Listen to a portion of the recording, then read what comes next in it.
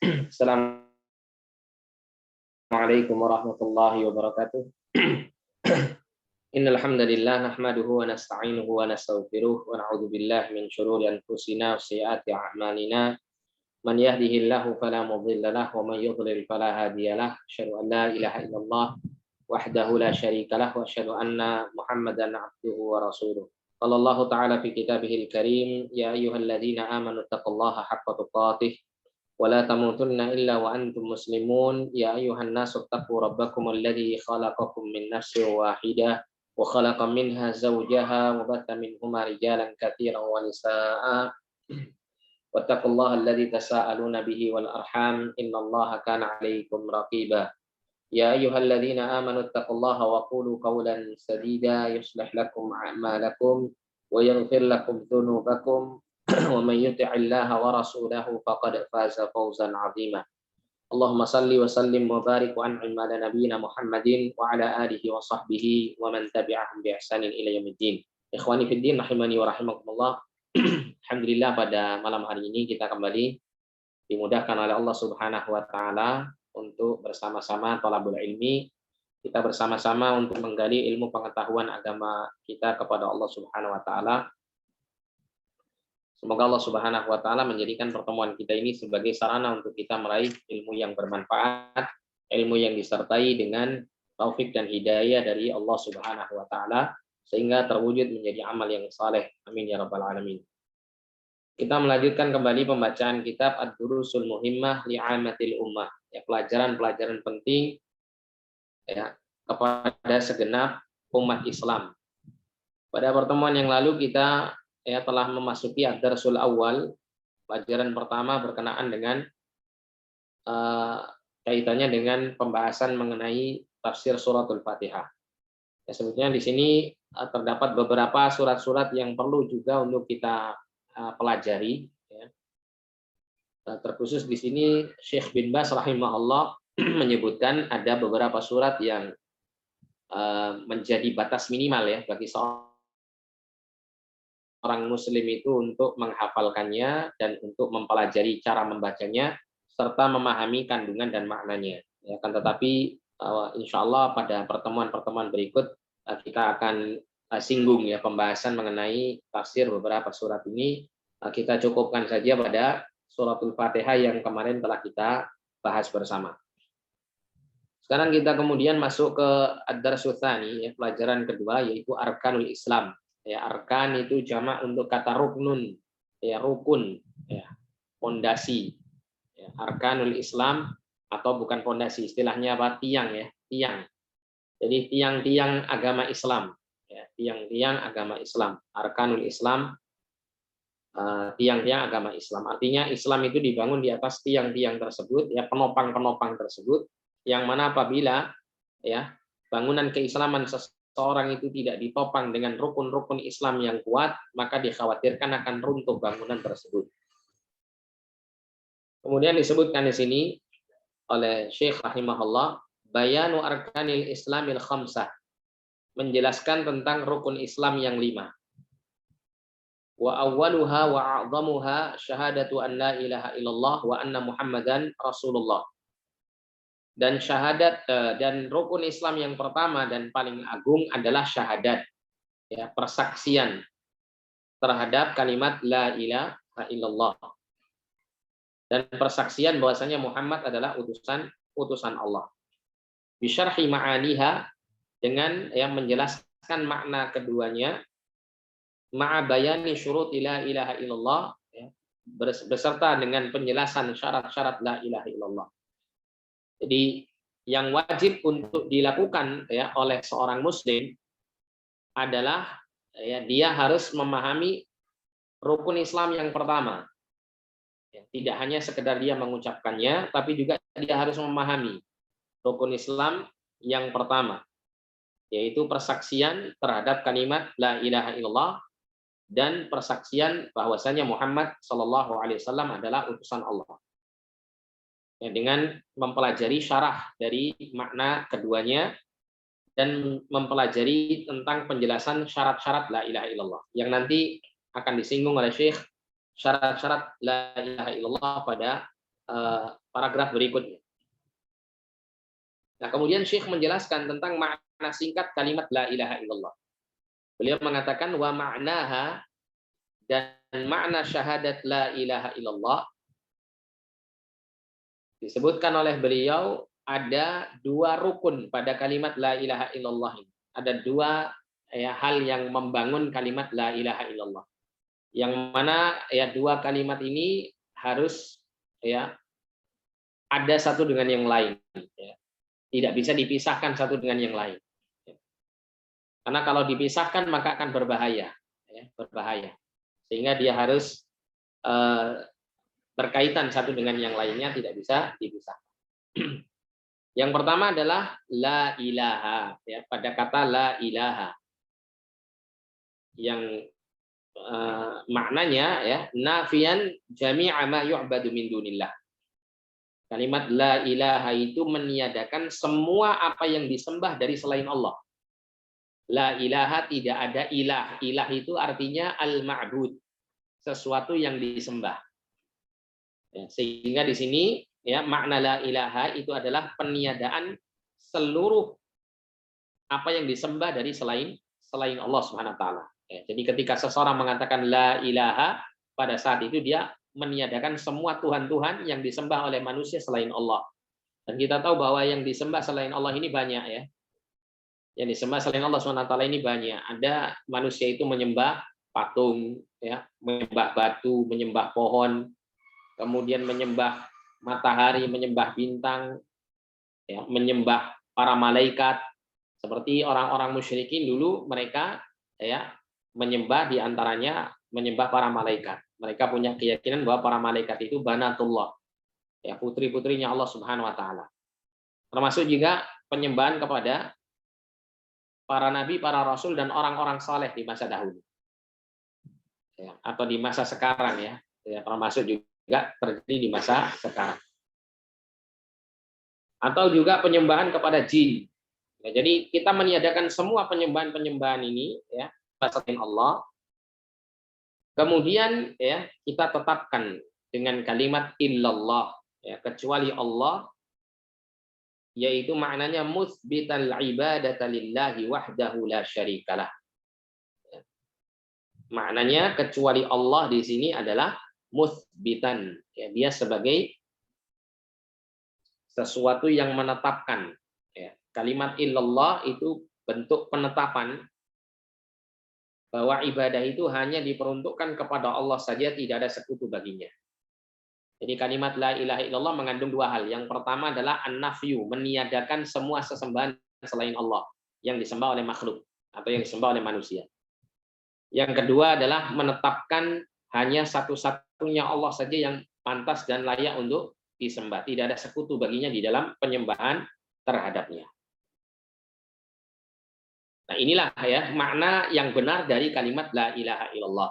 Karena ada sebagian orang mengartikan kata la ilaha illallah itu dengan arti yang keliru. Sehingga dengan arti yang keliru itu dia membangun akidahnya, keyakinannya terhadap kalimat la ilaha illallah ini pun juga keliru.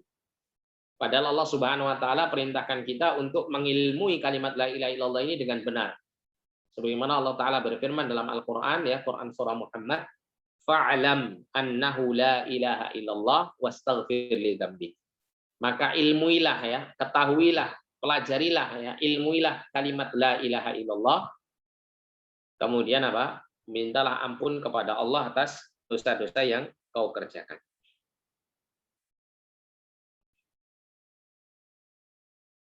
Kalimat la ilaha illallah inilah yang menjadi seruan para nabi dan para rasul di semua zaman dan semua bangsa.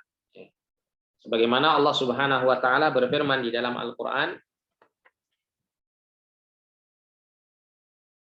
seperti dalam Quran surah Al-Anbiya ayat 25, Allah Subhanahu wa taala berfirman, "Wa ma arsalna min qablika mir rasulin illa nuhi ilaihi annahu la ilaha illa ana fa'budu." Dan tidaklah kami telah mengutus dari sebelum engkau, wahai Muhammad SAW, dari seorang rasul kecuali kami wahyukan kepadanya bahwasanya tidak ada Tuhan yang berhak disembah dengan sebenarnya selain aku, maka hendaklah kalian menyembah aku. Jadi Allah itu tidak mengutus siapapun dari kalangan para nabi dan para rasul kecuali Allah wahyukan kepada mereka kalimat la ilaha illallah. Yang maknanya adalah tidak ada Tuhan yang berhak disembah dengan sebenarnya selain Allah. Ya, maka hendaklah kalian menyembah hanya kepada Allah Subhanahu wa taala saja. Ya, termasuk juga Allah ketika menceritakan tentang seruan para nabi dan para rasul kepada umatnya, Allah katakan dalam surat Al-A'raf ayat 59, "U'budullaha ma lakum min ilahin ghairu." Sembahlah oleh kalian Allah ma lakum min ilahin ghairu. Yang tidak ada Tuhan yang berhak disembah untuk kalian selain daripadanya. Nah, ini adalah kalimat la ilaha illallah. Termasuk juga Allah Subhanahu wa taala berfirman di dalam Al-Qur'an, "Walaqad ba'atsna fi kulli ummatin rasulan an i'budullaha wajtanibut taghut." Ya, dalam surah An-Nahl ayat 36. Allah mengatakan, dan sungguh kami telah mengutus pada tiap-tiap umat seorang rasul. Yang mana rasul ini selalu menyerukan kepada umatnya, an i'budullah, hendaklah kalian semuanya beribadah hanya kepada Allah. Wajtanibut taghut, dan jauhilah taghut. Ya, taghut itu segala sesuatu yang disembah dan ditaati secara berlebihan, ya, seperti seseorang menyembah dan mentaati Allah Subhanahu wa taala.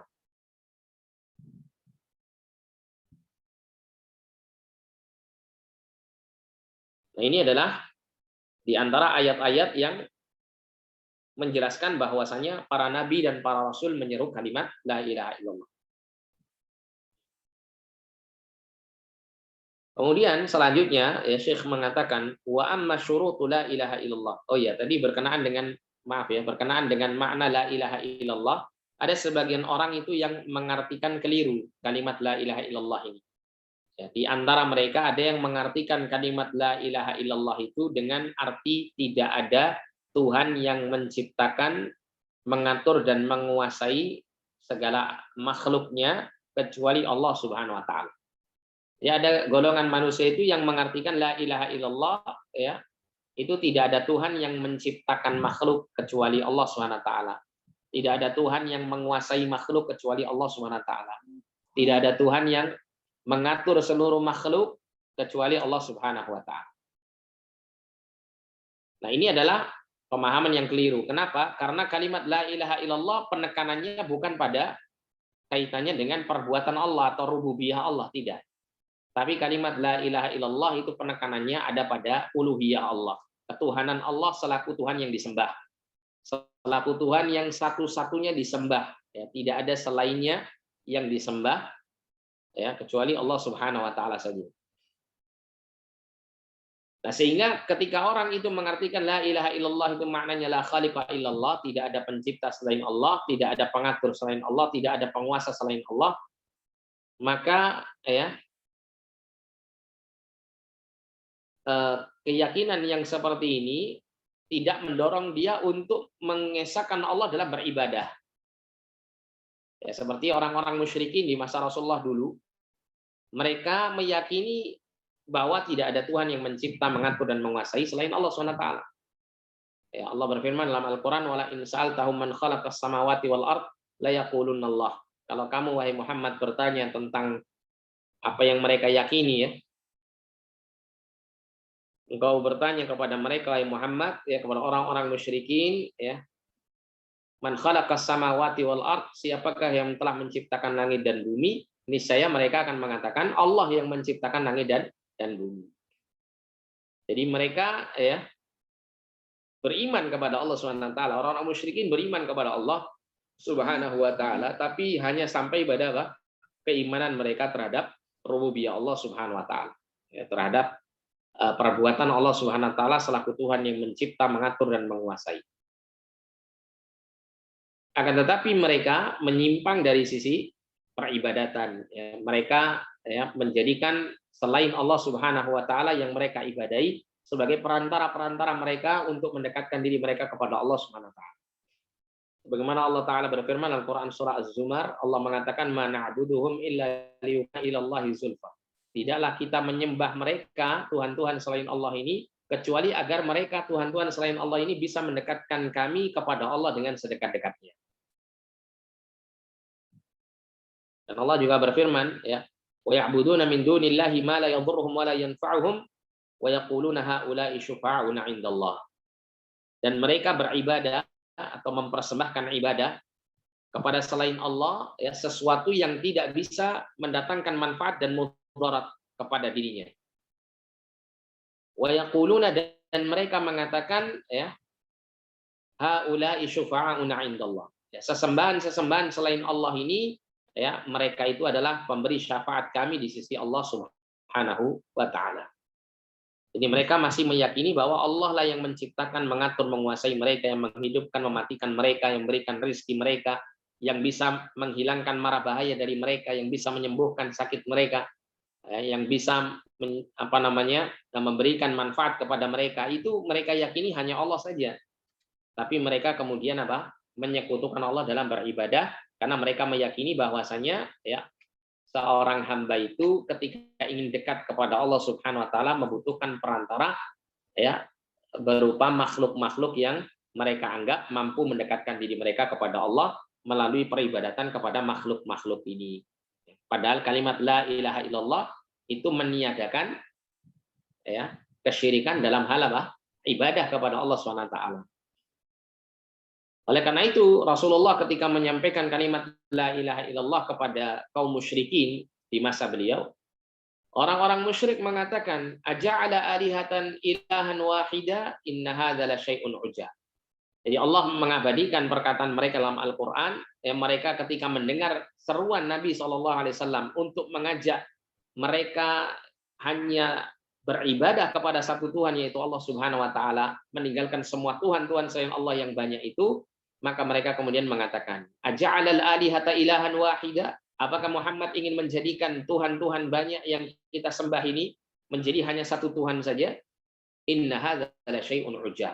Sesungguhnya ini adalah perkara yang mengherankan. Kenapa? Karena di masa-masa kakek kami dulu, bapak kami dulu, nenek moyang kami dulu, nggak kami dapati ada orang-orang yang menyembah hanya kepada satu Tuhan saja, yaitu Allah Subhanahu wa taala.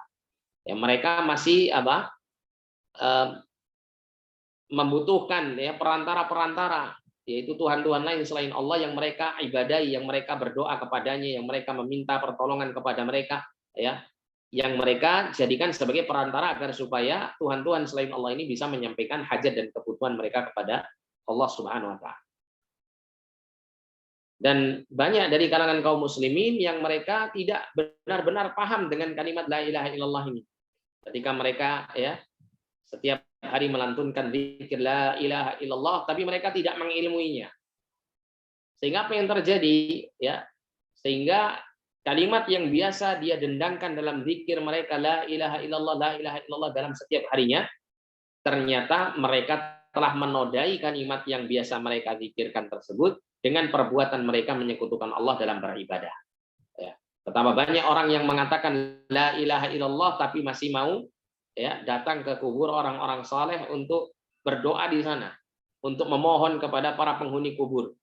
Meskipun kalau kita tegur mereka, mereka pasti akan mengatakan, kami tidak meyakini penghuni kubur ini bisa memberikan manfaat, bisa mengabulkan doa-doa kami.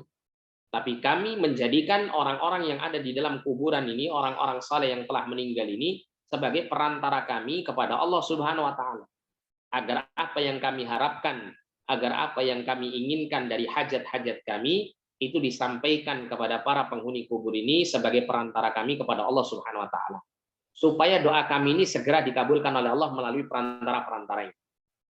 Ini mirip sekali keadaannya dengan orang musyrikin yang keyakinan mereka diperangi oleh Rasulullah SAW.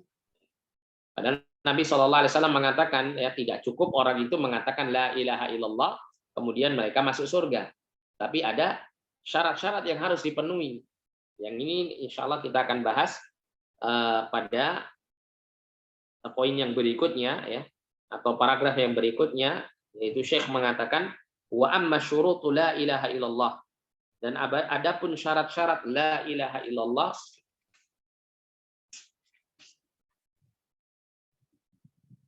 Fahiyya, ya, yang pertama adalah al-ilmu al-munafi lil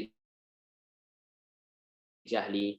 Jadi syarat-syarat seseorang mengucapkan la ilaha illallah sehingga kalimat la ilaha illallah yang dia ucapkan itu memberikan manfaat bagi kehidupannya, maka yang pertama yang harus dia, ya, hadirkan sebagai syarat kalimat la ilaha illallah ini adalah al-ilmu, yaitu mengilmui kalimat la ilaha illallah.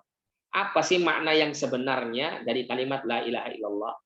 Ya, sehingga bisa dipahami dengan benar, sehingga bisa dipahami dengan baik. Dan syarat-syarat ini, ya, sangat diperlukan, ya, untuk seseorang bisa masuk ke dalam surga. Karena, ya, dengan sekedar mengucapkan la ilaha illallah tanpa memenuhi syarat-syarat ini, maka la ilaha illallahnya, ya, tidak berguna, gitu ya. Tidak bermanfaat baginya. Sebagaimana hal ini disyaratkan atau diisyaratkan, ya, atau disampaikan oleh seorang salaf bernama Wahab ibnu Munabbih rahimahullah. Ya, beliau mengatakan alaisa la ilaha illallah miftahul jannah, bukankah la ilaha illallah itu adalah kuncinya surga? Ya, ketika beliau ditanya demikian, maka beliau mengatakan bala, ya, betul, tentu seperti itu. Walakin laisa miftahun illa lahu asnan. Akan tetapi bukankah yang namanya kunci itu mesti memiliki apa? Gigi-gigi pada kunci tersebut. Fa in ji'ta bimiftahin lahu asnanun futihalak. Apabila engkau, ya, datang dengan membawa kunci yang terdapat gigi-gigi tersebut, maka akan dibukakan untukmu, ya, pintu surga ini. Wa illa lam yuftahlak. Kalau tidak, ya, kunci itu kau bawa dengan sekaligus ada giginya, ya, kunci itu kau bawa dengan tanpa adanya gigi, maka tidak akan dibukakan untukmu pintu surga. Yang dimaksud di sini adalah syarat-syarat kalimat la ilaha illallah. Jadi kunci surga la ilaha illallah. Nah, pada kunci itu ada gigi-gigi yang harus ada pada kunci tersebut. Inilah yang disebut dengan syurut, syarat-syarat la ilaha illallah menurut Wahab ibnu Munabbih. Nah, yang pertama tadi saya sampaikan adalah al-ilmu al-munafi lil jahli. Ya, kata Syekh bin Baz, yang pertama syarat la ilaha illallah adalah mengilmui, mengetahui dengan benar apa yang dimaksud dengan kalimat la ilaha illallah. Yang maknanya seperti yang kita singgung tadi di atas, yaitu la ilaha illallah mengandung dua perkara. Yang pertama adalah an-nafyu, ya, nafian jami'a ma yu'badu min dunillah, meniadakan semua apa yang disembah, ya, oleh manusia dari selain Allah. Kemudian yang kedua adalah al-itsbat, yaitu menetapkan itu pada kalimat illallah, mutsbitan al-ibadata lillah wahdahu la syarikalah. Jadi menetapkan ibadah itu hanya kepada Allah saja, tidak ada sekutu baginya. Ini ilmu, ya, secara singkat mengenai kalimat la ilaha illallah yang Allah sendiri katakan di dalam Al-Qur'an, ya, di dalam Al-Qur'anul Karim, fa'lam annahu la ilaha illallah.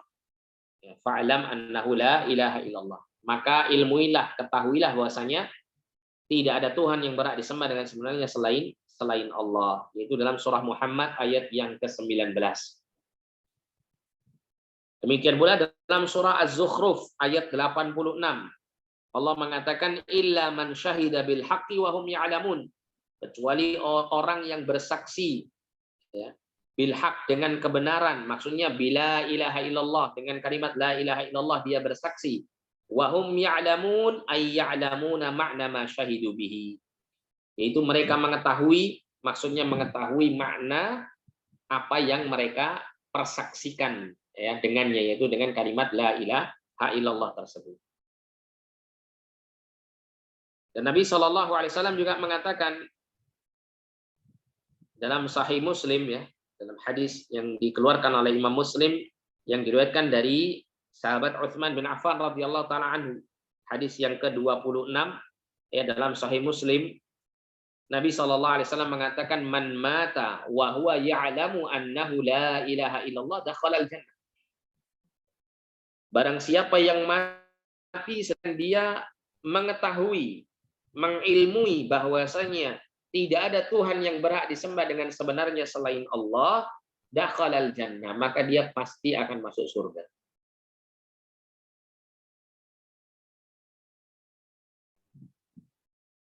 Ini adalah syarat yang pertama, ya, agar kalimat la ilaha illallah yang diucapkan oleh seorang muslim itu benar-benar memberikan manfaat bagi kehidupannya dunia dan akhirat.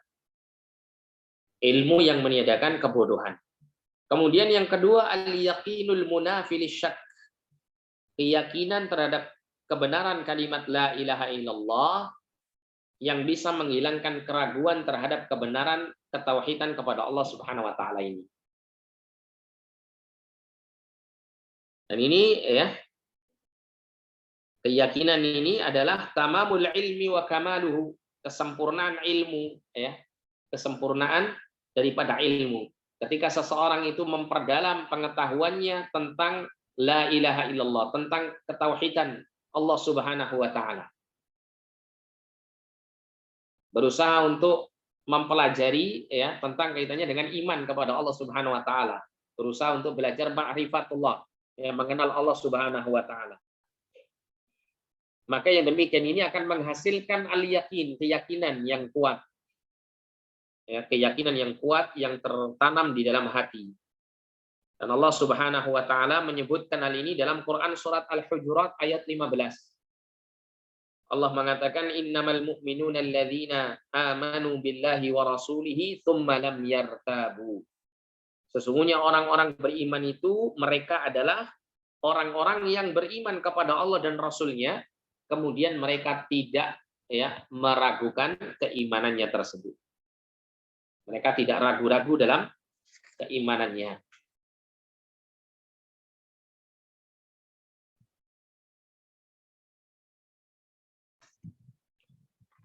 Dan Nabi Shallallahu Alaihi Wasallam mengatakan,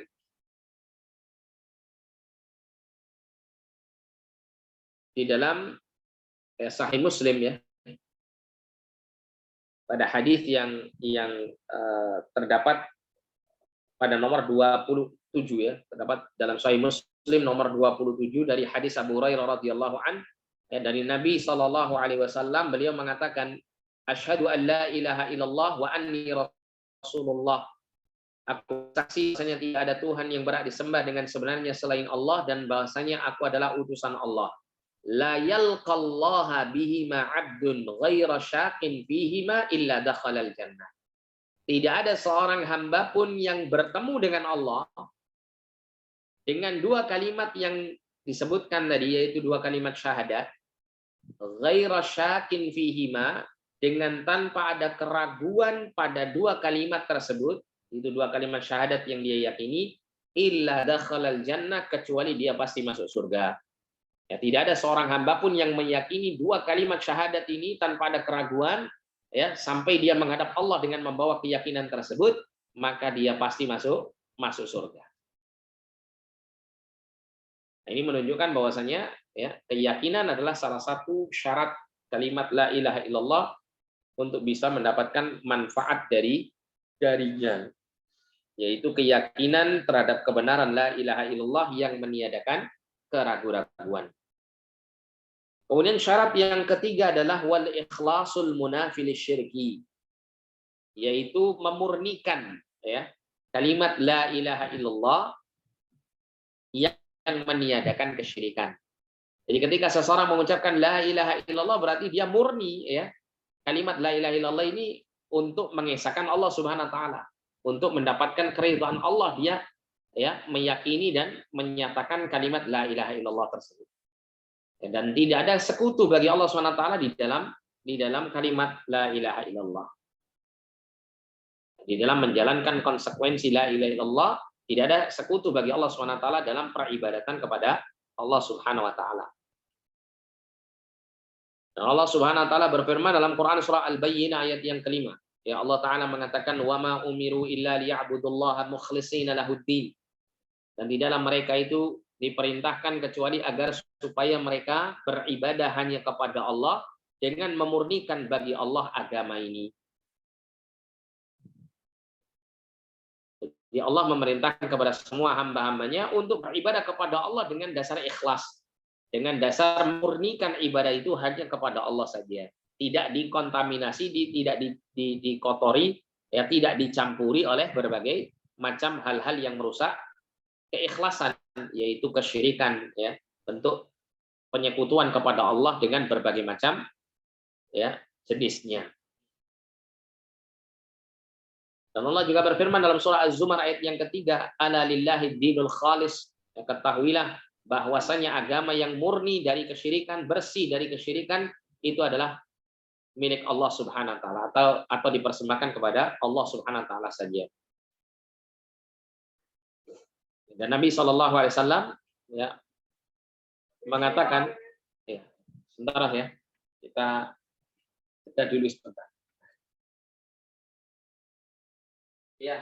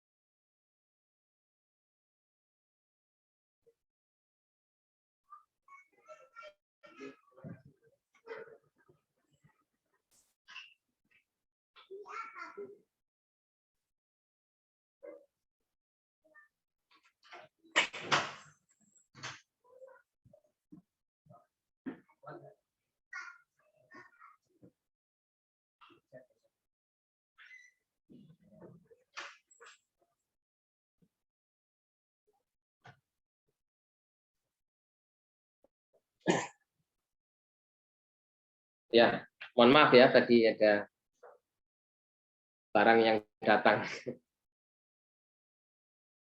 Baik, kita lanjutkan. Jadi di antara syarat la ilaha illallah itu adalah al-ikhlas ya. Ikhlas, al-munafi syirki, yang meniadakan kesyirikan. Dan Nabi Shallallahu alaihi wasallam ya bersabda, "As'adun nasi bi syafaati yaumal qiyamati man qala la ilaha illallah khalisan min qalbihi."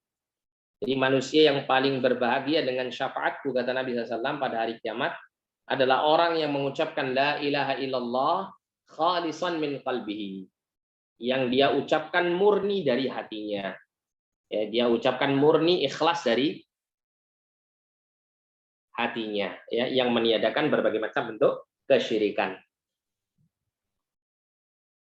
Kemudian syarat yang berikutnya adalah wasidqu al-munafi lil kadzib, dan jujur ya yang meniadakan kedustaan. Jujur yang meniadakan kedustaan. Maknanya seseorang ketika mengucapkan la ilaha illallah, dia ucapkan dengan dasar kejujuran dari hatinya. Ya, sebagaimana Nabi Shallallahu alaihi wasallam pernah mengatakan dalam hadis yang dikeluarkan Imam Bukhari pada nomor hadis 128 dan Imam Muslim pada nomor hadis 32, Nabi SAW mengatakan, "Ma min ahadin yashhadu an la ilaha illallah wa anna Muhammadan Rasulullah sidqan min qalbihi illa harramahallahu 'alan nar." Nabi mengatakan tidak ada seorang pun yang bersaksi bahwasanya tidak ada Tuhan yang berhak disembah dengan sebenarnya selain Allah, dan bahwasanya Muhammad itu adalah utusan Allah, sidqan min qalbihi, ya, dia persaksikan kalimat itu, dia ucapkan kalimat itu sidqan min qalbihi, ya, benar-benar jujur dari hatinya, bukan sebagai bentuk kedustaan, ya.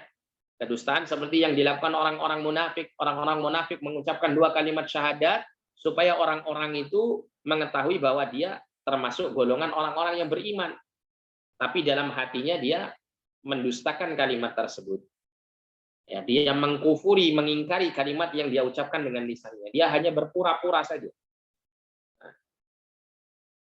Illa harramahallahu 'alan nar, ya. Orang yang bersaksi terhadap dua kalimat syahadat ini dengan jujur dari hatinya, ya, dia pasti apa? Allah haramkan dari siksa neraka. Ya, kecuali pasti Allah akan mengharamkannya dari api neraka. Dan Allah Subhanahu wa taala ya berbicara tentang kaitannya dengan orang-orang munafikin yang mereka itu mendustakan, ya, mendustakan keimanan meskipun mereka bersaksi bahwa diri mereka adalah pengikut Rasulullah bersaksi bahwasanya dirinya adalah ya beriman kepada Allah dan Rasulnya. Tapi mereka menyampaikan hal ini hanya sampai sebatas lisan, ya, sedangkan hatinya mendustakan dan mengingkarinya. Ya, Allah mengatakan dalam surah Al-Munafiqun ayat yang pertama. Allah mengatakan idza ja'akal munafiquna, apabila ya orang-orang munafik itu datang kepadamu wahai Muhammad, qalu, mereka mengatakan, ya, nashhadu innaka la rasulullah. Kami bersaksi bahwasanya engkau benar-benar utusan Allah. Jadi secara lisan orang munafik menyatakan bersaksi bahwasanya Rasulullah adalah utusan Allah Subhanahu wa taala. Wallahu ya'lamu innaka la rasuluh. Dan Allah mengetahui sesungguhnya engkau adalah benar-benar utusannya. Wallahu yashhadu innal munafiqina lakadzibun. Dan Allah bersaksi bahwasanya ya sesungguhnya orang-orang munafik itu benar-benar mereka berdusta. Jadi ketika orang-orang munafik mengatakan diri mereka beriman kepada Allah dan kepada Rasulnya di hadapan Rasulullah SAW, ketika bertemu dengan Rasulullah, mereka hanya mengucapkannya dengan dasar kedustaan. Ya, bukan benar-benar jujur dari hatinya. Nah, sehingga kalimat la ilaha illallah yang diucapkan tanpa dasar kejujuran, ya, la ilaha illallah yang diucapkan hanya sebatas lisan tanpa ya bersumber dari hati dan keyakinan yang benar di dalam hatinya, ya, tidak bersumber dari kejujuran hatinya, justru dia ya membenci kalimat itu dalam hatinya, maka yang seperti ini ya akan membuat dia tidak mendapat kemanfaatan dari kalimat la ilaha illallah yang dia ucapkan. Nah, kelak dia digolongkan oleh Allah sebagai orang-orang munafikin yang kelak di dalam neraka Allah masukkan mereka ke dalam neraka yang paling dasar. Ya, innal munafiqina fid darkil asfali minan nar, kata Allah.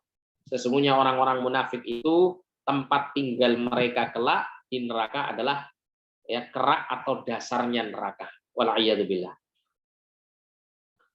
Kemudian syarat yang berikutnya yang harus ya dipenuhi ketika seseorang mengucapkan la ilaha illallah adalah al-mahabbatul munafiyatu lil bughdhi, yaitu rasa cinta yang meniadakan kebencian. Jadi harus mencintai kalimat la ilaha illallah ini dan tidak membenci kalimat la ilaha illallah.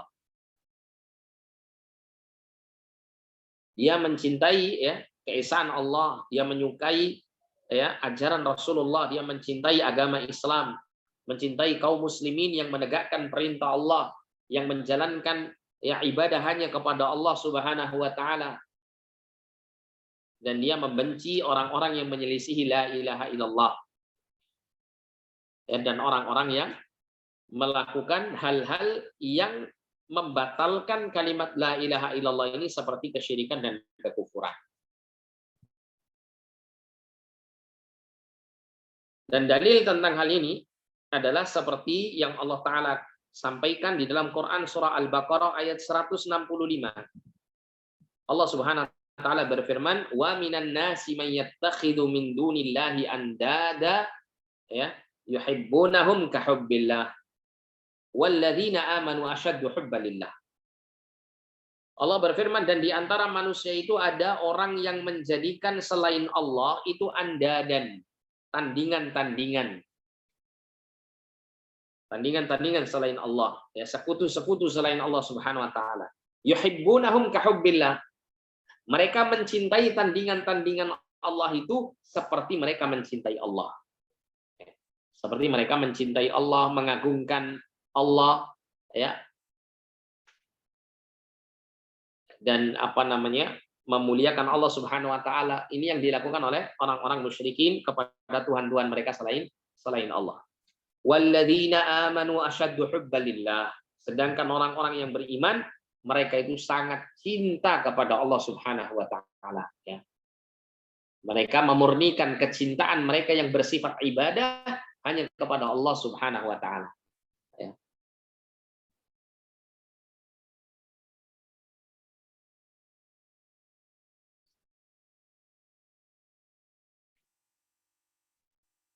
Nah, sehingga ketika seorang hamba mengucapkan la ilaha illallah, dia dasari dengan kecintaannya kepada kalimat itu dan kecintaannya kepada keesaan Allah Subhanahu wa taala.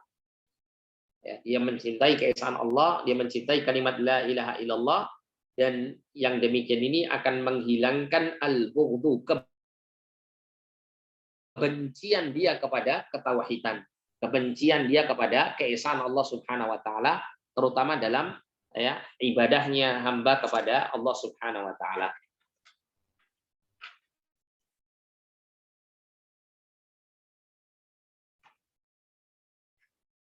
Kemudian syarat yang keenam, wal inqiyadul munafil syirki.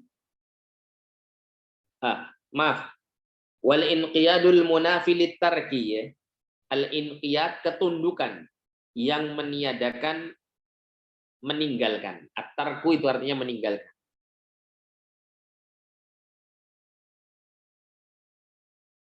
Wal inqiyad, ya, ketundukan adalah yang dimaksud al-istislam, yaitu berserah diri.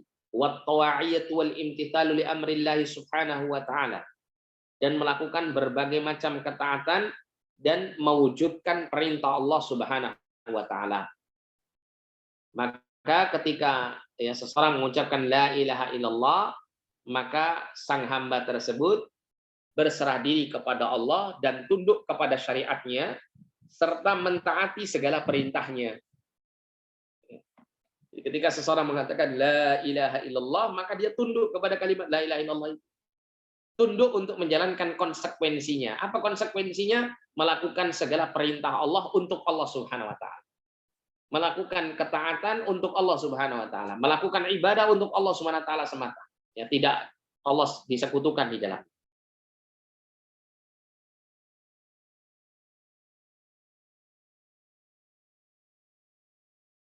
Dan ketundukan ini ya Allah Subhanahu wa taala isyaratkan di dalam Quran surah Luqman ayat 22.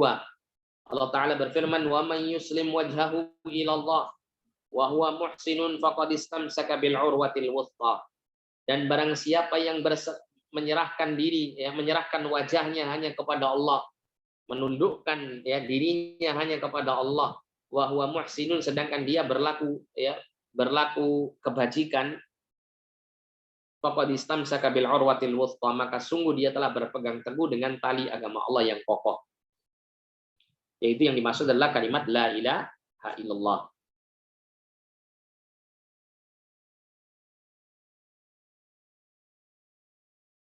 Jadi sekali lagi ketika seseorang mengatakan la ilaha illallah, maka wajib bagi dia untuk ya tunduk patuh kepada konsekuensi la ilaha illallah, yaitu beribadah hanya kepada Allah, mentaati hanya kepada Allah, menjalankan segala perintah-perintah Allah, itu semuanya dilakukan karena Allah Subhanahu wa taala. Ya, dan tidak meninggalkan ya konsekuensi dari kalimat la ilaha illallah tersebut. Kalau ada orang mengatakan la ilaha illallah tapi dia meninggalkan ketaatannya kepada Allah, dia meninggalkan ibadah kepada Allah, maka ini sia-sia kalimat la ilaha illallahnya. Ya. Tidak mendatangkan syaratnya, yaitu apa? Di antaranya adalah tunduk kepada konsekuensi dari kalimat la ilaha illallah tersebut. Kemudian syarat yang berikutnya wal qabulul munafilir rad, menerima kalimat la ilaha illallah yang meniadakan penolakan terhadap kalimat la ilaha illallah. Jadi menerima kalimat la ilaha illallah, ya, menerima untuk mengucapkan kalimat itu sekaligus meyakini dan menjalankan konsekuensinya, yaitu mentauhidkan Allah Subhanahu wa taala dalam beribadah kepadanya. Dan orang-orang musyrikin pada masa Rasulullah dulu, mereka itu enggan, sombong untuk mengucapkan kalimat la ilaha illallah. Mereka tidak mau mengucapkan la ilaha illallah karena mereka tahu konsekuensinya mereka harus meninggalkan Tuhan-Tuhan lain yang mereka sembah selain Allah Subhanahu wa taala. Sehingga mereka enggan mengucapkan la ilaha illallah ini. Ya, di sini Allah ceritakan tentang keengganan mereka dalam surat As-Saffat ayat 35 dan 36. Allah Subhanahu wa taala berfirman, innahum kanu idza qila lahum la ilaha illallah yastakbirun. Sesungguhnya mereka ketika ya disampaikan kepada mereka kalimat la ilaha illallah, maka mereka pun menyombongkan diri. Ya, mereka menolak. Mereka tidak mau mengucapkan la ilaha illallah dan tidak mau tunduk kepada kalimat la ilaha illallah. Tidak mau ya, menerima kalimat la ilaha illallah. Wa yaquluna, dan mereka mengatakan a inna latariku alihatina li syairin majnun. Mereka mengatakan, apakah kita akan meninggalkan sesembahan-sesembahan kita karena sebab penyair yang gila ini, yaitu Muhammad SAW. Ya, mereka memberikan julukan-julukan kepada Nabi SAW dengan julukan-julukan yang buruk. Di antaranya seperti yang Allah katakan di sini, Nabi itu diberikan julukan, ya, seorang penyair dan seorang yang gila. Wal'iyadzubillah. Sehingga mereka enggan untuk mengucapkan la ilaha illallah, enggan untuk menerima kalimat ini, dan enggan pula untuk menjalankan isi dan kandungan kalimat ini, yaitu mengesahkan Allah dalam beribadah kepadanya dan meninggalkan berbagai macam bentuk kesyirikan dan kekufuran. Nah, kemudian syarat yang ke-8 yaitu al-kufru bima yu'bad min dunillah. Ingkar kepada apa yang disembah dari selain Allah. Jadi ketika seseorang mengucapkan la ilaha illallah, maka pada saat itu dia mengkufuri, mengingkari, menentang semua sesembahan-sesembahan selain Allah Subhanahu wa taala, ya. Meniadakan semua tuhan-tuhan Allah Subhanahu wa taala yang disembah oleh manusia selain Allah. Dan ini seperti yang Allah taala sampaikan dalam surah Al-Baqarah ayat 256, "Faman yakfur bit-taghuti wa yu'min billah faqad istamsaka bil urwatil wuthqa." Barang siapa yang kufur, yang ingkar kepada taghut, kepada sesembahan selain Allah, dan beriman kepada Allah saja, maka sungguh dia telah berpegang teguh dengan tali yang kokoh, ya, tali yaitu agama Allah Subhanahu wa taala yang kuat. Dan Nabi SAW bersabda dalam hadis yang dikeluarkan oleh Imam Muslim pada nomor hadis 23 dari sahabat Tariq bin Ushaim al-Ashja'i radhiyallahu taala anhu, Nabi SAW yang mengatakan, man qala la ilaha illallah wa kafara bima yu'badu min dunillah haruma maluhu wa damuhu. Barang siapa yang mengatakan la ilaha illallah dan dia ingkar terhadap apa yang disembah dari selain Allah, maka harta dan darahnya haram, ya, terlarang untuk ditumpahkan, terlarang untuk diambil. Ya. Nah, sehingga ya kalimat la ilaha illallah itu dia harus diterima, ya, dan kemudian apa? Diingkari segala Tuhan atau sesembahan selain Allah Subhanahu wa taala, dalam arti dia telah apa? Baro'ah, melakukan, ya, berlepas diri dari berbagai macam bentuk kesyirikan dan semua pelaku-pelaku kesyirikan.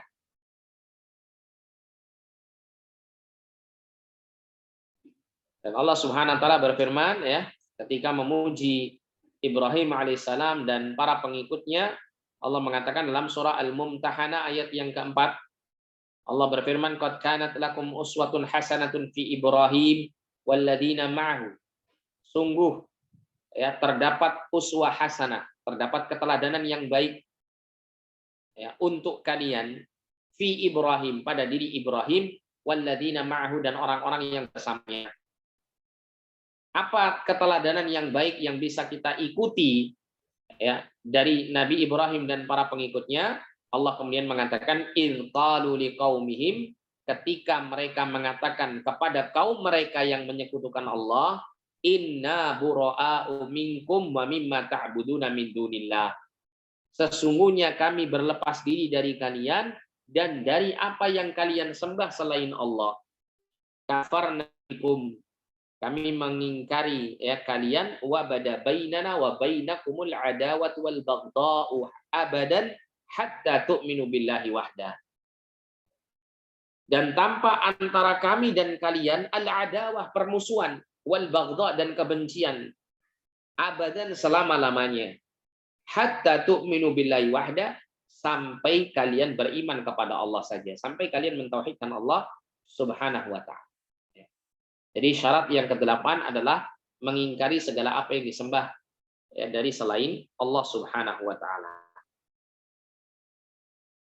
Nah, sehingga ketika seseorang mengucapkan la ilaha illallah dengan memenuhi 8 syarat yang disebutkan tadi, maka dia benar-benar telah ya berpegang dengan kalimat la ilaha illallah.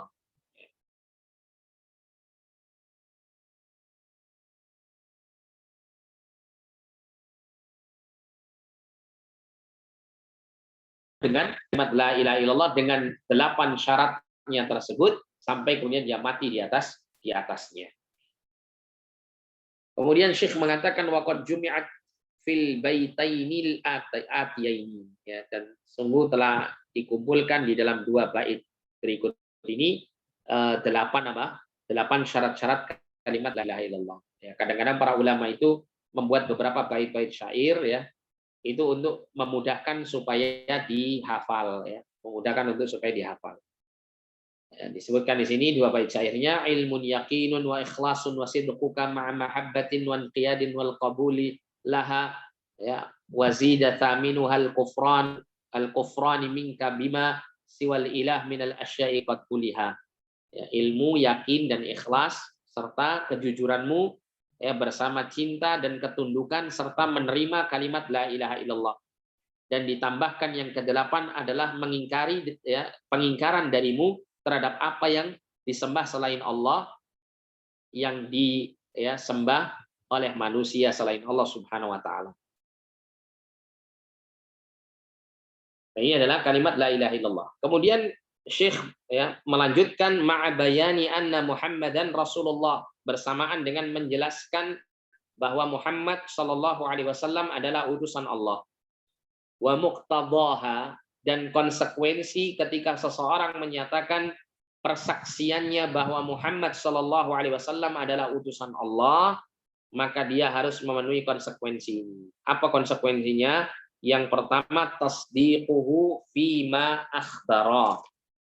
Wajib bagi dia membenarkan segala apa yang dikabarkan oleh Nabi Shallallahu Alaihi Wasallam. Mengapa kita wajib membenarkan segala berita dari Nabi Shallallahu Alaihi Wasallam? Ya, karena Nabi Shallallahu Alaihi Wasallam adalah utusan Allah. Ya, dan segala apa yang disampaikan oleh Nabi Shallallahu Alaihi Wasallam adalah wahyu dari Allah Subhanahu Wa Taala. Ya, sebagaimana Allah Subhanahu Wa Taala berfirman, "Wa ma yantiqu 'anil hawa in huwa illa wahyu yuha." Dan tidaklah Muhammad itu berbicara dari dasar hawa nafsunya. Akan tetapi ya, apa yang disampaikan oleh Muhammad itu bersumber dari wahyu yang diwahyukan kepadanya. Sehingga wajib bagi kita untuk membenarkan segala apa yang disampaikan oleh Nabi Shallallahu Alaihi Wasallam. Baik menurut kita masuk akal atau tidak masuk akal. Baik menurut kita masuk akal maupun tidak masuk akal, selama itu benar-benar valid ya datangnya dari Nabi Shallallahu Alaihi Wasallam, maka wajib bagi kita untuk membenarkannya. Kemudian wa ta'atuhu fima amara, dan mentaati segala apa yang diperintah oleh Nabi. Mentaati segala perintah yang diperintah oleh Nabi Shallallahu Alaihi Wasallam, sebagaimana Allah perintahkan kita untuk taat kepada Allah dan kepada Rasulullah. Ya ayyuhalladzina amanu atii'allaha wa atii'ur rasul. Wahai orang beriman, taatlah kamu kepada Allah dan taatlah kamu kepada Rasul. Demikian pula dalam surah An-Nisa ayat 64, Allah mengatakan wa ma arsalna mir rasulin illa liyuta'a bi'iznillah.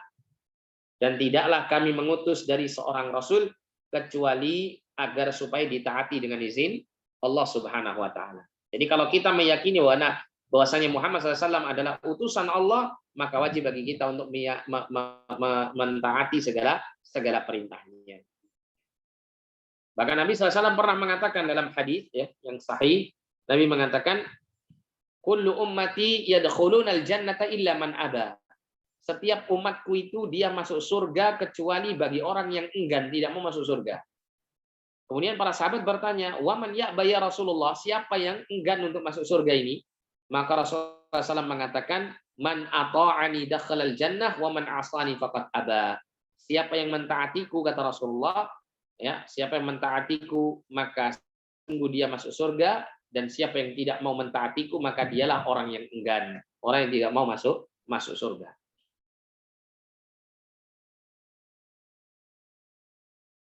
Wajtinabu ma naha anhu wa zajar, dan meninggalkan segala apa yang dilarang oleh Nabi Shallallahu Alaihi Wasallam. Wajib bagi kita untuk meninggalkan segala apa yang dilarang oleh Nabi Shallallahu Alaihi Wasallam. Ya, sebagaimana Allah Subhanahu Wa Taala berfirman di dalam Al-Quran, dalam Quran surah Al-Hasyr ayat yang ke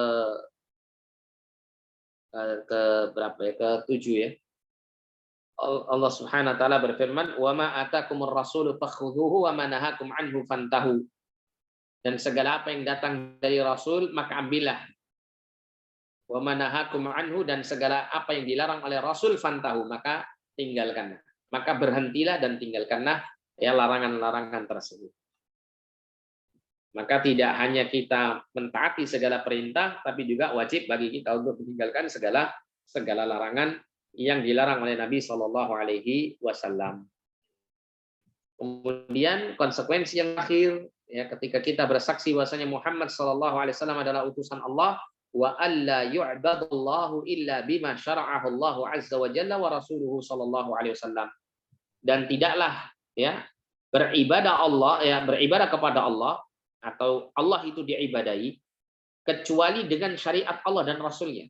Kecuali kita mengikuti petunjuk Rasulullah Shallallahu Alaihi Wasallam. Kita tidak membuat hal-hal yang baru dalam agama ini. Kita wajib menjalankan ibadah seperti apa adanya Rasulullah mengajarkan kita untuk beribadah kepada Allah.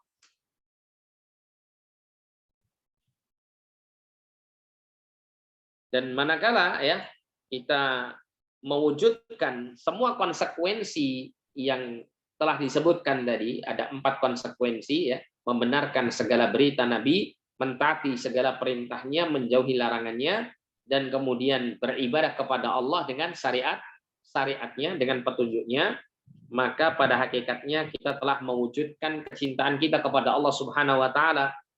Sebagaimana Allah taala ya mengisyaratkan hal ini dalam Quran surah Ali Imran ayat 31. Allah mengatakan, "Qul in kuntum tuhibbunallaha fattabi'uni yuhibbukumullah wa yaghfir lakum dzunubakum wallahu ghafurur rahim." Qul in kuntum tuhibbunallah, katakan Nabi Muhammad, jika kamu ya benar-benar mencintai Allah, fattabi'uni, maka buktikan cintamu kepada Allah itu dengan mengikuti aku, mengikuti Rasulullah SAW. Yuhibbukumullah, niscaya Allah akan mencintai kalian, wa yaghfir lakum dzunubakum, dan akan mengampuni dosa-dosa kalian. Ya, wallahu ghafurur rahim, dan Allah Maha ya pengampun lagi Maha penyayang. Nah, ini adalah konsekuensi dari kalimat syahadat yang kedua, yaitu persaksian bahwasannya Muhammad SAW adalah utusan Allah. Kemudian Syekh mengatakan, "Tsumma yubayyanu lit-talibi baqiyatu arkanil Islamil khamsah." Kemudian dijelaskan pula kepada seorang penuntut ilmu itu ya rukun Islam yang lainnya setelah syahadat. Wahiyya as-shalah, dan dia adalah salat, zakat, puasa Ramadan, dan melakukan haji di Baitullahil Haram. Liman istata'a ilaihi sabila, bagi orang yang memiliki kemampuan untuk melakukan perjalanan menuju kepadanya. Ya, jadi setelah membahas tentang syahadat, maka yang perlu untuk dibahas dan dipelajari oleh para penuntut ilmu itu adalah ya sisa daripada rukun Islam yang 5, yaitu mulai yang kedua sampai yang kelima, yaitu sholat, zakat, puasa, dan haji. Ini insya Allah ya kita mungkin akan singgung atau sudah kita singgung ya pada saat kita membicarakan tentang hadis yang ketiga ya dari kitab Al-Arba'in Nawawiyah itu, yaitu bunyal Islamu ala khamsin, Islam itu dibangun di atas 5 perkara ya, yaitu rukun Islam yang 5. Ini sudah kita bahas. Mungkin pada pertemuan berikutnya ya kalau ada kesempatan kita akan sedikit ya membahas tentang fikihnya ya, terutama fikih ibadat ini, fikih tentang sholat, zakat, puasa, haji ya secara ringkas. Insyaallah taala jika ada ya memungkinkan waktu untuk kita membahasnya. Tapi yang jelas Syekh di sini hanya memberikan poin penting ya untuk diperhatikan oleh seorang penuntut ilmu agar supaya dia mempelajari tidak hanya berkenaan dengan syahadat saja ya, yang merupakan poin yang paling penting dalam rukun Islam. Tapi hal-hal yang setelahnya pun juga harus dipelajari. Baik, ad-darsul tsalits, pelajaran yang ketiga, arkanul iman, rukun iman yang 6 ini insyaallah kita akan baca pada pertemuan yang akan datang biidznillah taala ya. Kita cukupkan sampai di sini karena tadi kita mulai dari jam 7:30 kurang lebih ya. Ini sudah masuk 8:30. Alhamdulillah sudah kurang lebih 1 jam kita bahas untuk supaya tidak terlalu panjang pembahasan ini, karena kalau terlalu panjang akan melelahkan, baik melelahkan untuk saya, lebih-lebih untuk antum semua, gitu ya. Insya Allah untuk rukun Islam, rukun iman ya, rukun iman yang 6 ini kita akan bahas pada pertemuan berikut. Dan ini sudah kita singgung secara singkat pula pada saat kita membahas hadis Jibril ya, hadis Jibril pada kitab Arba'in An-Nawawiyah. Tapi sampai sini mungkin ada pertanyaan yang mau disampaikan, tafadhol, silakan. Ya, alhamdulillah, jazakallah khairan Ustaz. Mungkin dari teman-teman apakah ada pertanyaan? Ini Ustaz, mungkin dari saya tadi ada pertanyaan terkait yang al-inqiyat tadi, sama itu ya kan yang la ilaha illallah ya Ustaz. Kalau yang Muhammad utusan Allah itu ada membenarkan apa yang dikabarkan oleh beliau itu, untuk Iya. dalilnya sendiri tadi saya belum sempat mencatat. Mungkin Oh iya. bisa minta tolong. Iya, tadi Allah berfirman, wa ma yantiqu 'anil hawa in huwa illa wahyu yuha, itu ya. Itu dalam Quran dalam surat An-Najm ya. Anda cari ya di awal-awal itu, nanti antum temukan ayat keberapa itu tentang firman Allah ini. Kemudian juga Allah berfirman tentang Nabi SAW, wa ma 'alar rasuli illal balagh ya. Seperti dalam surat An-Nur ayat 54 ya, Allah mengatakan, dan tidaklah kewajiban rasul itu kecuali hanya menyampaikan ya. Atau dengan ayat yang hampir sama berkenaan dengan hal ini adalah firman Allah Subhanahu wa taala dalam Quran surah Al-Maidah ayat 67 ya, 67. Allah berfirman, ya ayyuhar rasul balligh ma unzila ilaika mir rabbik. Wahai rasul ya, sampaikan apa yang diturunkan kepadamu dari Tuhanmu ya. Nah, sisi pendalilannya bahwasanya apa yang disampaikan oleh rasul dari Tuhan, dari Allah Subhanahu wa taala, tentunya di antaranya adalah apa? Berbagai macam kabar-kabar, berita yang wajib untuk dibenarkan ya. Sehingga Rasulullah itu hanya penyampai kabar dari Allah Subhanahu wa taala. Sehingga kalau tidak diimani atau didustakan, maka sama dengan dia mendustakan siapa? Mendustakan Allah Subhanahu wa taala. Ya, karena Rasul itu hanya menyampaikan apa yang dikabarkan oleh Allah Subhanahu wa taala. Jadi begitu Mas ya. Ya Ustaz. Terus yang ini Ustaz, kemudian yang al-inqiyat tadi saya juga belum mencatat. Yang la ilaha illallah. Al-inqiyat. Oh iya, yang al-inqiyad ya. Ya, yang meninggalkan at-tarku. Oh iya. Dalilnya diantaranya firman Allah surat Luqman ya, surat Luqman ayat 22.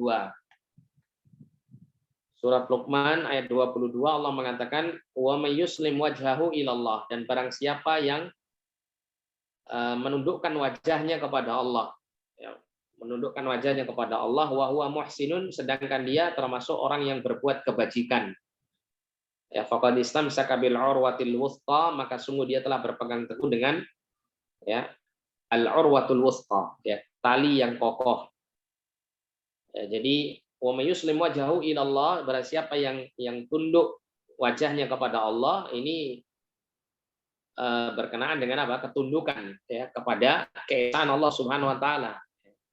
Ketundukan kepada keesaan Allah Subhanahu wa taala, yang itu ya menjadi salah satu syarat dari kalimat la ilaha illallah. Ketika orang itu mengakui bahwasanya tidak ada Tuhan yang berhak disembah dengan sebenarnya selain Allah, maka dia harus tunduk kepada perintah Allah. Ya, dia harus tunduk untuk mentaati Allah Subhanahu wa taala saja, tidak kepada yang lain atau bersama yang lain. Bisa dipahami ya? Ya Ustaz, jazakallah khairan. Kemudian ini Ustaz, mungkin ada satu pertanyaan dari chat terkait dengan ayat yang apakah Muhammad SAW mengajak kami untuk beribadah hanya kepada satu Tuhan dan meninggalkan sesembahan kami. Ini perkara yang menakjubkan itu dalam surat apa ya? Nah ini saya lupa ya. Coba nanti saya cari ya. Ja'alal alihata ilahan wahida inna hadzal syai'un ujab. Iya, saya lupa ayatnya, ayat surat apa, tapi insya Allah nanti coba dicari. Atau bisa antum cari ya di ini. Kebetulan saya nggak bawa ini ya, HP-nya saya pakai untuk ngaji ini, jadi nggak bisa nyari. Coba antum cari ya, apakah apa namanya Muhammad menjadikan Tuhan-Tuhan yang banyak menjadi Tuhan yang satu. Sungguhnya ini adalah perkara yang mengherankan, kata mereka. Bentar, barangkali di sini ada ya. Iya, Ustaz. Dengan Mungkin bisa ini, Ustaz. bisa mencari, ketemu. Kalau nggak salah di surat Shot ya, Ustaz. Shot. Surat Shot ya, mungkin ya. Nah, Surat Shot ayat berapa? Nah.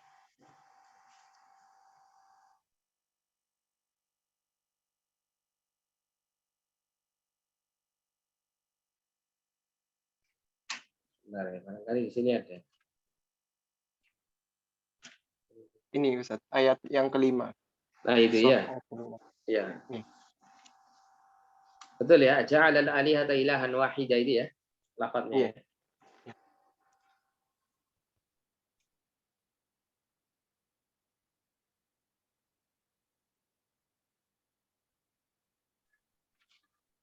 Iya. Ya mungkin sudah terjawab nih untuk penanyanya. Ya, Ustaz, mungkin dari teman-teman apakah ada pertanyaan lagi atau sudah cukup? Ini yang ngaji berapa orang? Untuk yang hari ini datang ada 3 orang, Ustaz. 3 orang ya, Masya Allah. Iya. Tempat berbeda semua ini ya. Dari Surabaya, Ustaz. Ya, Surabaya semua. Iya. Dari ITS semua atau dari selain ITS juga? Ada selain ITS, Ustaz. Ya, ada UNER, terus ada UPI di Bandung. Oh, jauh juga. Iya. Tapi tinggalnya di Surabaya, tinggal di Surabaya. Iya, 1 SMA dulu, Ustaz. Oh iya iya. Alhamdulillah. Oh iya, Ustaz, mungkin ana izin tanya terkait ini, Ustaz. Agak di luar tema, Ustaz.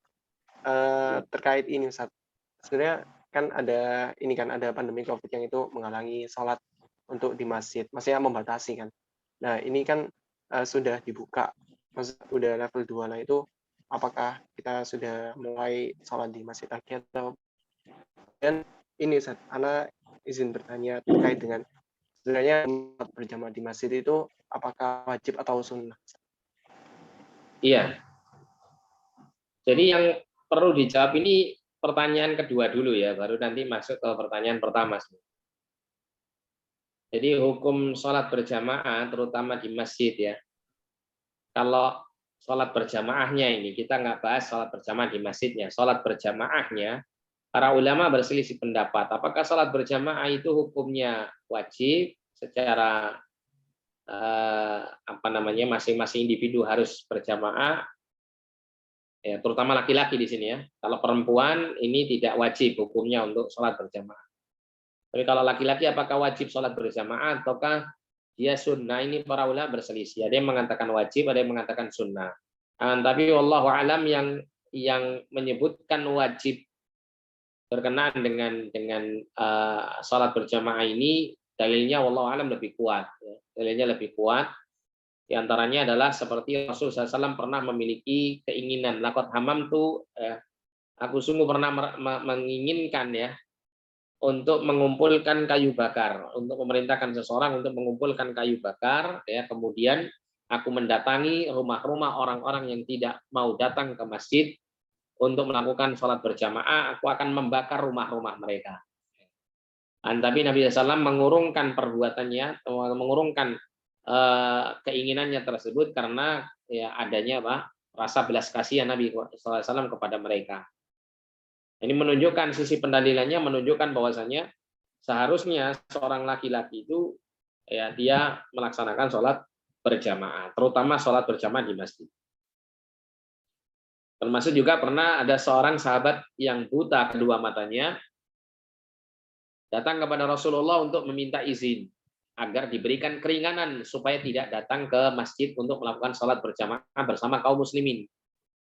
Maka awalnya Rasulullah memberikan keringanan karena lelaki ini mengatakan bahwasanya rumah saya itu dengan masjid itu jaraknya cukup jauh. Sedangkan aku tidak memiliki ya keluarga atau orang yang bisa membantuku untuk menuntunku ke masjid. Ini orang buta ya. Dan kemudian dalam riwayat yang lain disebutkan ini mengatakan bahwa di jalanan kota Madinah di masa dahulu itu banyak hewan-hewan buasnya seperti serigala ya atau hewan-hewan buas yang serupa dengan itu. Maka dikhawatirkan orang buta ini ya dia akan tertimpa celaka ketika dia berjalan di jalanan untuk menghadiri sholat berjamaah di masjid. Maka awalnya Rasulullah memberikan keringanan, ya, memberikan rukhsah keringanan. Tapi belum lama lelaki buta ini meninggalkan masjid, maka Rasulullah mengatakan kepada orang buta ini, hal sami'atan nida, apakah kau mendengarkan suara azan? Maka lelaki ini mengatakan, na'am ya Rasulullah, iya. Aku mendengar suara azan. Maka Nabi kemudian mengatakan, fa'ajib, maka hendaklah penuhi panggilan azan itu. Maksudnya, hadirilah sholat berjamaah. Nah pertanyaan Nabi, apakah kamu mendengarkan azan? Ini untuk memperkirakan apakah orang ini itu benar-benar sangat jauh rumahnya, ya sehingga uzur ini dibolehkan untuknya, ataukah masih menjangkau dia gitu ya, atau terjangkau jarak antara rumahnya dengan masjid sehingga mampu dia untuk menghadiri sholat berjamaah ini.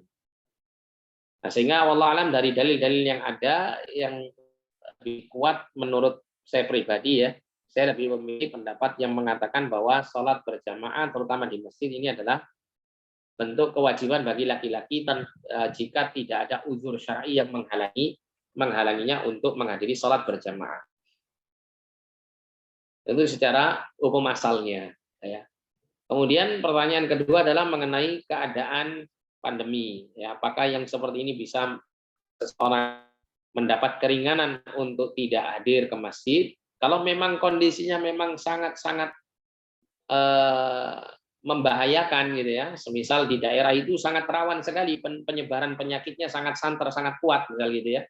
Karena kan tidak selalu tempat satu dengan yang lain itu kan sama ya dari sisi penyebaran penyakitnya. Ya. Kalau tempat daerahnya itu memang sangat merah misalnya ya, bahkan merahnya sangat hitam misalnya gitu, sangat berbahaya. Ya. Maka ada keringanan bagi dia untuk tidak hadir ke masjid. Karena para ulama mengatakan orang yang sakit itu tidak wajib dia datang ke masjid.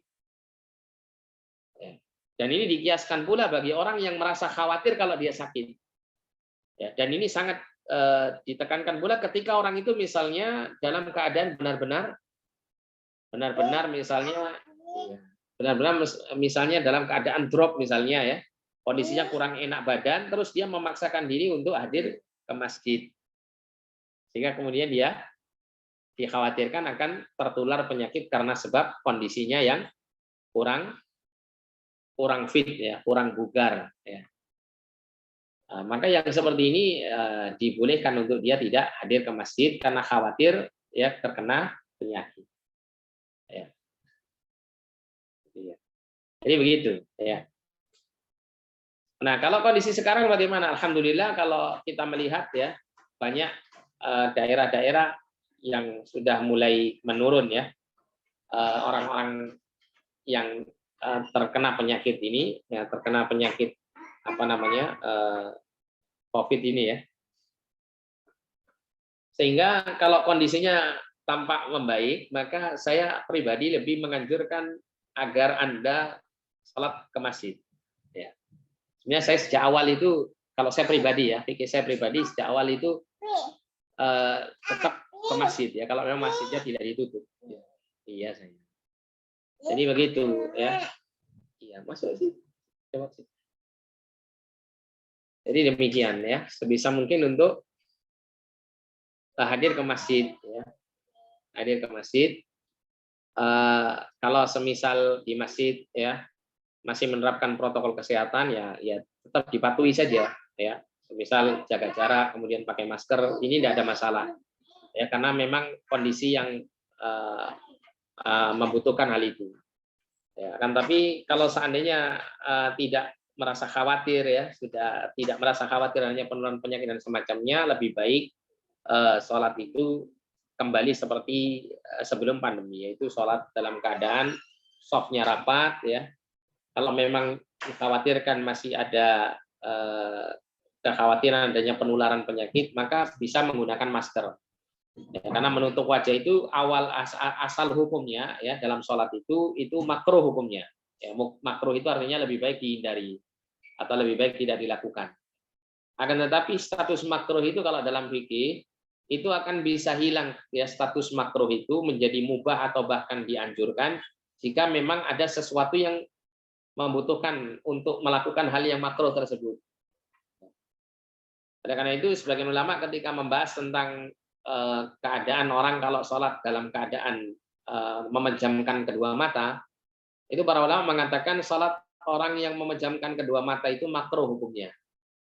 Akan tetapi kalau memejamkan mata ini akan membuat dia semakin khusyuk dalam sholatnya, ya, sedangkan kita tahu bahwasanya kekhusyukan itulah yang dituntut dalam sholat, gitu ya, kewajiban yang harus diusahakan dalam setiap sholat seorang hamba, maka yang demikian ini hilang status kemakruhannya, justru malah dia sangat dianjurkan untuk ya, memejamkan mata ketika sholat. Nah, sama dengan masker tadi.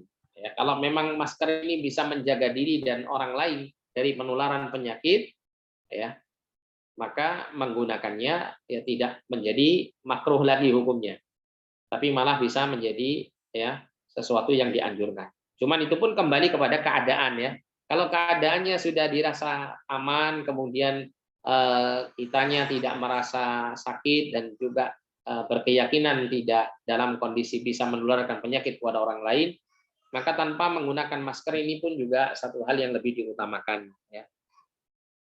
Sehingga kembali kepada keadaan, kembali kepada keadaan dan perbanyak tawakal kepada Allah.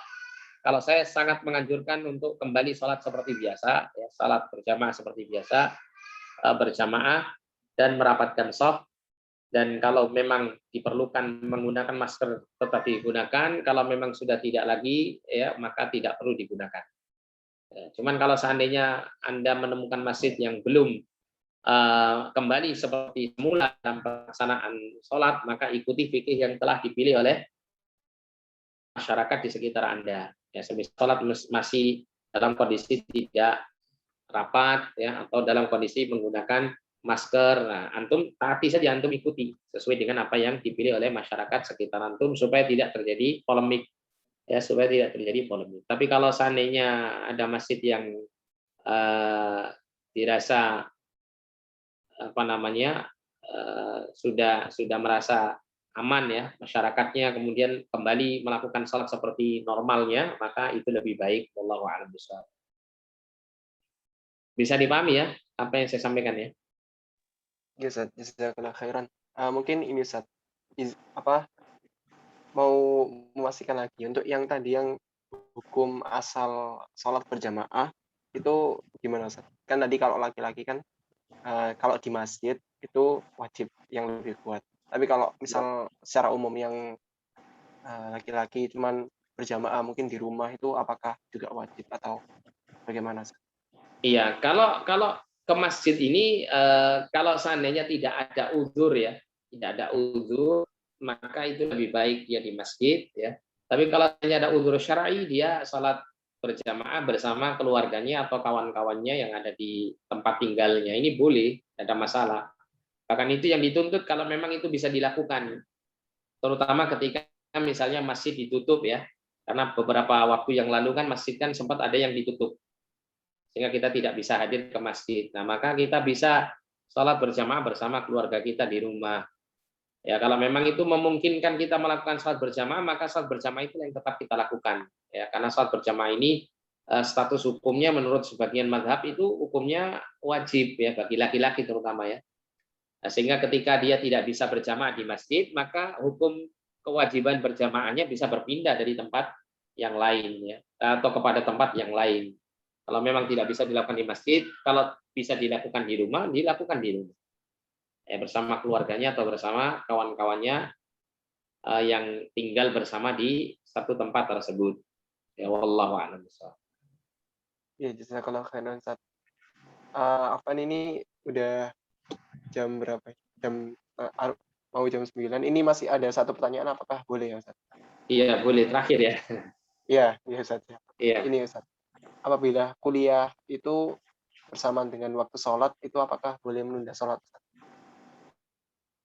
Jadi mungkin ketika kuliah kemudian datang waktu sholat itu Kuliah apakah itu iya. Jadi begini, kalau kuliahnya ini ya bisa ditinggal ya, bisa ditinggal dan bagi dia bisa mengutip ya hasil dari kawan yang lain gitu ya, yang mungkin dia tidak meninggalkan perkuliahan karena sholat, ya maka dia lebih baik sholat saja berjamaah di masjid, ya tinggalkan.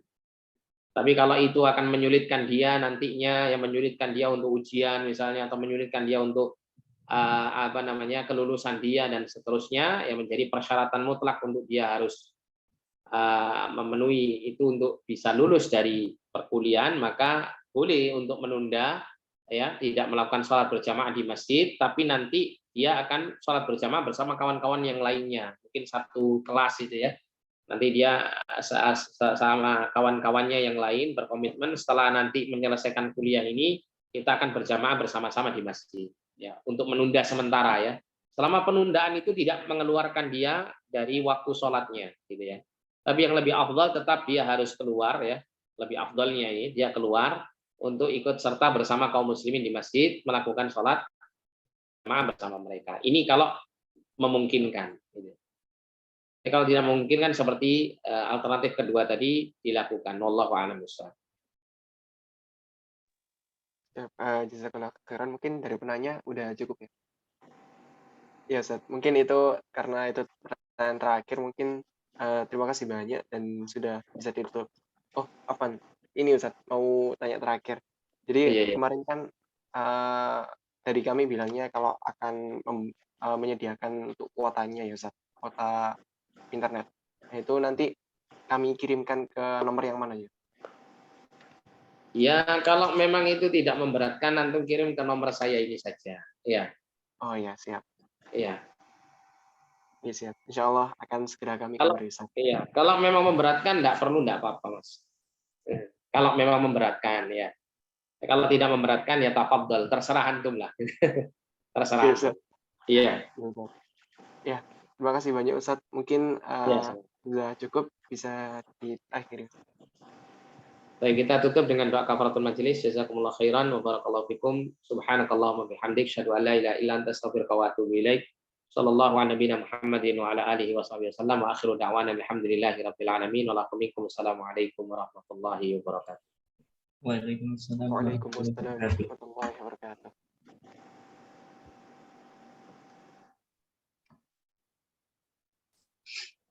Oke. Hey. Recording. Ya wis mari.